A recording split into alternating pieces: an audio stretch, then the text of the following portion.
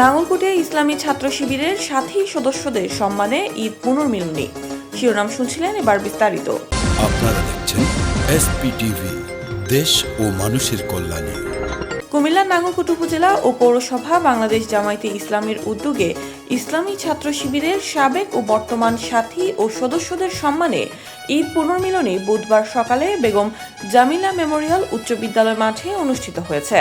বাংলাদেশ জামায়াতে ইসলামী নাঙ্গলকোট উপজেলা আমির মাওলানা জামাল উদ্দিনের সভাপতিত্বে অনুষ্ঠানের প্রধান অতিথির বক্তব্য রাখেন বাংলাদেশ ইসলামী ছাত্র শিবিরের সাবেক কেন্দ্রীয় সভাপতি মাওলানা মোহাম্মদ ইয়াসিন আরাফাত। বাংলাদেশ জামায়াতে ইসলামী নাঙ্গলকোট পৌরসভা আমির মোহাম্মদ হারুনুর রশিদের সঞ্চালনায় বিশেষ অতিথির বক্তব্য রাখেন বিশিষ্ট ব্যাংকার ও শিল্পপতি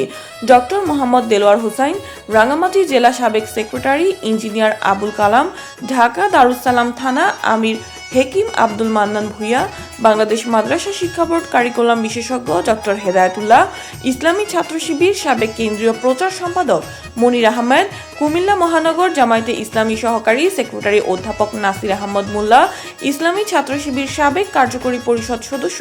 আবু হানিফা মোহাম্মদ নোমান, পেরিয়া ইউনিয়ন পরিষদ সাবেক চেয়ারম্যান সাংবাদিক শহীদুল্লাহ মিয়াজি, ইসলামী ছাত্র শিবির কেন্দ্রীয় আন্তর্জাতিক বিষয়ক সম্পাদক মোহতাসিম বিল্লাহ শাহিদি, নাঙ্গলকোট উপজেলা নায়েবে আমির মাওলানা এস এম মহিউদ্দিন, সেক্রেটারি মাওলানা নুরুল ইসলাম হাসান, সহকারী সেক্রেটারি মাওলানা ইয়াসিন মজুমদার, পৌরসভা সেক্রেটারি অ্যাডভোকেট আনোয়ার হোসেন, সাবেক ছাত্রনেতা ও রাজনীতিবিদ হামদুল্লাহ আল মেহেদি, ডাক্তার বেলায়েত হোসেন, ইসলামী ছাত্র শিবির কুমিল্লা দক্ষিণ জেলা সাবেক সভাপতি ইসরাইল মজুমদার, কুমিল্লা মহানগর সাবেক সভাপতি শাহাদত হুসাইন, নাঙ্গলকোট উপজেলা সদর শিবির সভাপতি মিজানুর রহমান ভূঁইয়া প্রমুখ। এসপিটিভি,